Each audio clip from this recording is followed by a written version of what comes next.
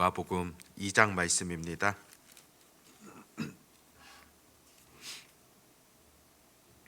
누가복음 2장 1절에서 7절까지 말씀입니다. 우리 같이 하나님 말씀 읽도록 하겠습니다. 그때에 가이사 아구수도가 영을 내려 천하로 다 호적하라 하였으니 이 호적은 구레뇨가 수리아 총독이 되었을 때에 처음 한 것이라. 모든 사람이 호적하러 각각 고향으로 돌아가매 요셉도 다윗의 집 족속이므로 갈릴리 나사렛 동네에서 유대를 향하여 베들레헴이라 하는 다윗의 동네로 그 약혼한 마리아와 함께 호적하러 올라가니 마리아가 이미 잉태하였더라. 거기 있을 그때에 해산할 날이 차서 첫 아들을 낳아 강보로 싸서 구유에 뉘었으니 이는 여관에 있을 곳이 없음이러라. 아멘. 성탄절 새벽입니다. 성탄의 기쁨과 또 구원의 은총이 여러분의 가정 가운데 충만할 수 있기를 바랍니다. 오늘 읽었던 본문 속에서는 예수님 이 땅에 오셨을 때 그 첫 성탄의 모습이 어떠한가 그것을 잘 보여주고 있습니다. 오늘 본문 1절 말씀 보면 그때에 가이사 아구수도가 영을 내려 천하로 다 호적하라 하였으니, 가이사 아구수도는 로마의 황제입니다. 명령을 내려서는 천하로 다 호적을 하라 그렇게 명하게 되어집니다. 당시 로마 같은 경우에는 여러 또 많은 지역들을 다스리고 있었는데 이 호적을 하라는 것은 인구 조사를 하려는 그런 목적입니다. 지배하고 있었던 그 여러 지역들 효과적으로 다스리기 위하여서, 또 더 중요한 목적은 세금 징수를 위하여서 이렇게 인구 조사를 하게 되어집니다. 모든 사람들이 호적하기 위하여서 고향으로 갔다 그렇게 표현합니다. 4절에 보면 요셉도 다윗의 집 족속이므로 갈릴리 나사렛 동네에서 유대를 향하여 베들레헴이라 하는 다윗의 동네로, 다윗의 집이다 또 다윗의 동네라는 그런 말이 나타납니다. 바로 요셉이 다윗의 후손이라는 것을 강조하며 보여주는 그런 표현입니다. 우리 예수님께서 육신상으로는 바로 다윗의 후손으로 오셨던 그런 분이시지 않습니까? 더불어서 그 다윗의 왕권을 가지고서 만왕의 왕 대신 그 다윗 왕가에서 바로 오셨다는 사실들을 그대로 보여주고 있습니다. 구약의 예언대로 다윗의 후손으로 이 땅 가운데 오셨던 메시아 대신 예수님이시지 않습니까? 그 다윗의 후손들이 호적하기 위하여서 유대 베들레헴으로 갔다고 그렇게 기록됩니다. 요셉이 약혼한 마리아와 함께 거하였던 나사렛에서 또 베들레헴으로 그렇게 향하게 됩니다. 오늘 본문을 보면은 그들이 호적하러 갈 때에 이미 마리아가 잉태되어졌다 그렇게 기록되지 않습니까? 물론 마리아는 성령으로 그렇게 잉태되었습니다. 사실 이것은 인간의 지식으로 또 과학적 사고로는 이해할 수 없는 그런 부분이지 않겠습니까? 종교개혁자였던 마르틴 루터가 이 성탄을 보면서 세 가지 기적이라 그렇게 표현하였습니다.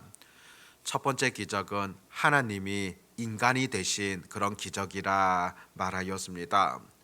전능하신 그 하나님께서, 거룩하신 그 하나님께서 인간의 몸을 지니시고 이 땅에 오신 것, 그것이 바로 성탄이라는 겁니다. 두 번째 기적은 처녀의 몸을 통하여서 예수님께서 오셨다는 겁니다. 사실 인간이 갖고 있는 이성을 가지고서 이해할 수 없는 그런 부분이지 않습니까? 세 번째 기적은 천사가 이 사실들을 알려주었다 그렇게 말하였습니다. 이와 같은 기적을 통하여서 우리 예수님께서 이 땅 가운데 오셨던 것이지 않습니까? 그런데 들여다보면 이 기적이라는 것이 어떻습니까? 연약한 우리 인생편에서 바라볼 때는 기적이라 말할 수 있지만은 하나님 편에서는 과연 어떠하겠습니까? 사람의 능력은 제한적이지만 무한한 하나님의 능력을 우리가 바라본다면은 하나님 편에서는 기적이 아니라 그냥 일상이지 않겠습니까? 마리아가 예수님을 잉태한 이후 또 자라나는 그런 모든 과정들을 보면은 우리 연약한 인생들과 또 동일하다는 것을 보게 되어집니다.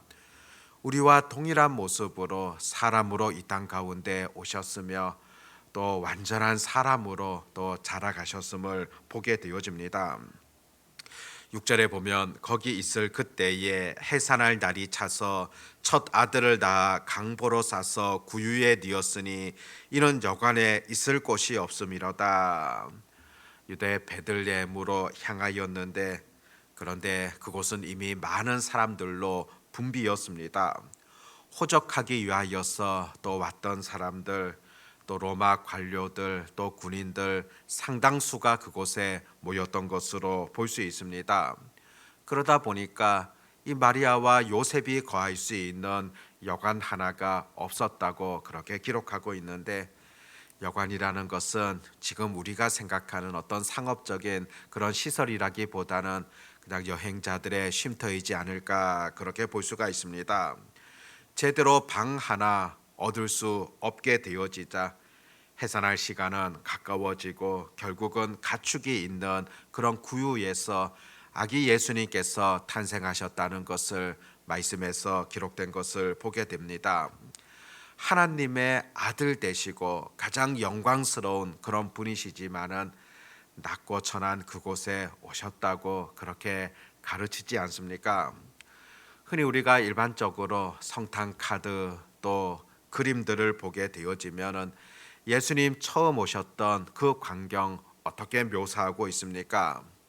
아주 깨끗하고 아름답고 낭만적인 그런 모습들이 그 그림과 또 카드 속에 들어있는 것을 보게 됩니다. 그런데 실상은 과연 어떠했겠습니까? 가축이 거하는 곳이다. 가축들의 배설물로 가득했던 그런 곳이지 않겠습니까? 습기도 가득하였으며 또 어지럽혀져 있는 그런 곳이지 않습니까? 주변을 대충 정리를 하고 구유에다가 그 예수님을 낳게 되어졌다. 구유는 짐승들이 먹는 그런 밥통이지 않습니까? 예수님을 낳고 그곳에 뉘었다고 그렇게 표현하고 있습니다. 실제 만왕의 왕과는 어울리지 않는 그런 풍경이라 볼 수 있습니다. 가장 낮은 곳에 임하셨던 하나님의 아들이라 그렇게 볼 수 있다는 것입니다. 사실 우리 예수님께서 이 땅 가운데 오신다는 것 구약의 선지자들을 통하여서 수없이 예언되어졌습니다. 구체적으로 미가 선지자를 통하여서는 그 베들레헴에 오실 것이다 그렇게 가르쳐 주셨습니다.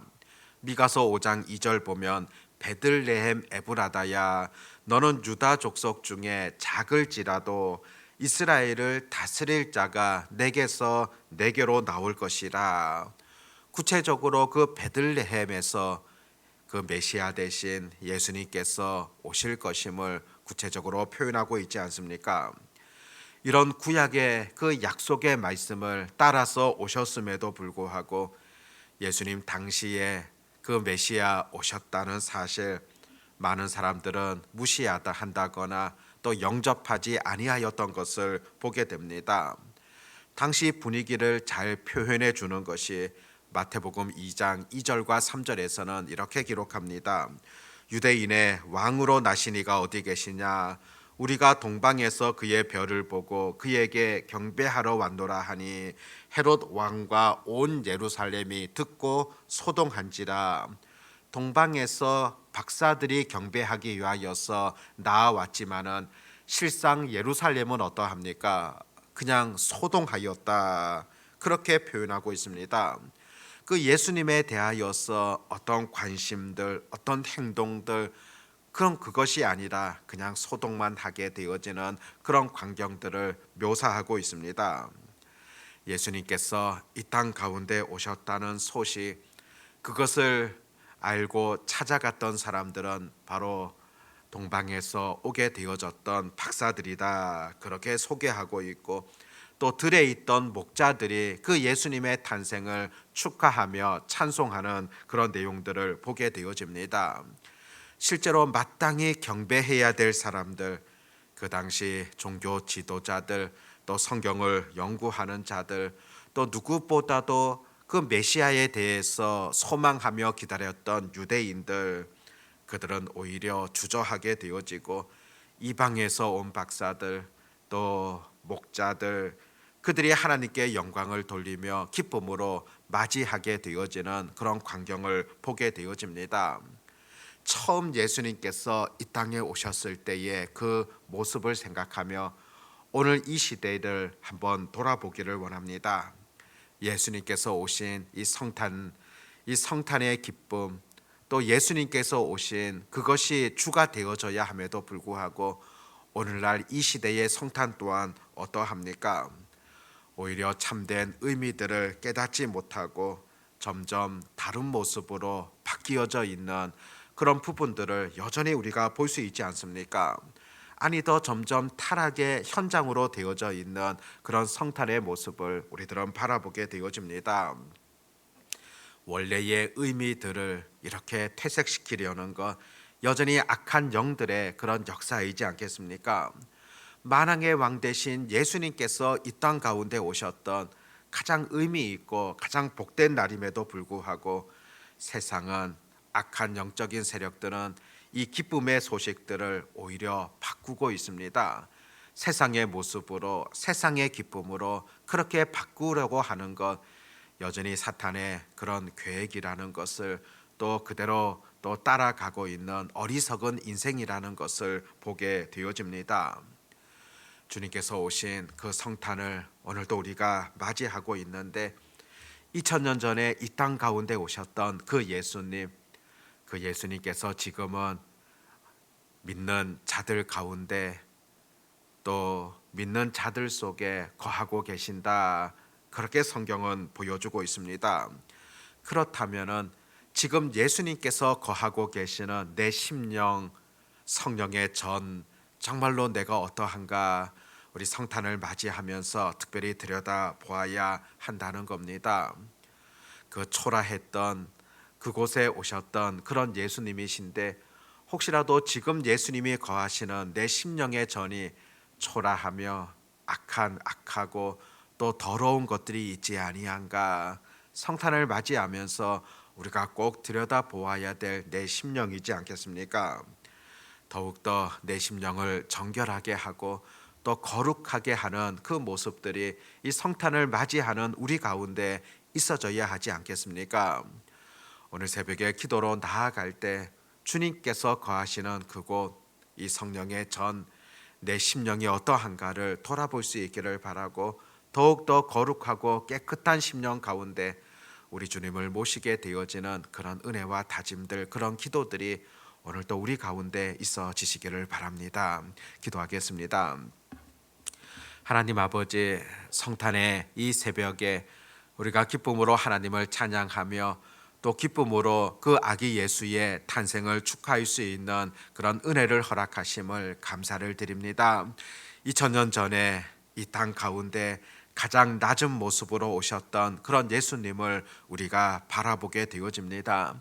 하늘의 모든 영광 다 버리시고 이 땅 가운데 오셨던 그 예수 그리스도의 은혜들을 다시금 우리가 기억하며 또 감사함으로 성탄을 맞이하게 되어지는 그런 은혜가 있게 해주시기를 소망합니다. 아버지 하나님, 과거에 오셨던 그 예수님께서는 영원토록 우리와 함께 해주시겠다 약속해 주셨고, 여전히 우리 안에 거하시는 하나님이심을 우리가 고백하게 되어집니다. 아버지 하나님, 늘 우리와 동행하는 예수 그리스도, 그분께 늘 감사함으로 살아갈 뿐만이 아니라 주께서 바라시는 바들을 아름답게 이루어 가게 하여 주시었고, 무엇보다 우리의 심령 가운데 죄된 부분으로 가득한 것 아니라 영적인 것으로 신령한 것으로 가득하게 하시고 무엇보다도 그 예수님과 늘 영적인 교제를 아름답게 나눌 수 있는 그런 은혜의 백성들이 되게 해 주시기를 소망하옵나이다. 아버지 하나님, 오늘 또한 성도들이 모여 성탄 예배를 드리게 되어집니다. 기쁨으로 하나님 앞에 예배하게 하시고 또 무엇보다 감사함으로 예배하게 하시고 또 이 성탄을 통하여서 우리에게 주시는 하나님의 그 말씀들을 기억하며 온전히 순종함으로 나아가는 그런 예배가 되게 해 주시기를 간절히 원합니다. 아버지 하나님, 2024년도 남아있는 일주일 정도 그 시간 동안 또 우리가 해야 할 바를 다하게 하여 주시옵시고 또 우리의 신앙들을 다시금 돌아볼 수 있는 그런 날들 되게 하여 주시옵고 또 희망차게 또 새해를 준비하며 나아가며 결단할 수 있도록 하나님 인도하여 주시옵소서. 오늘도 주님 앞에 부르짖을 때 주께서 은혜 베풀어 주시기를 간절히 소망하오며 전능하신 우리 주 예수님의 이름으로 기도드립니다. 아멘.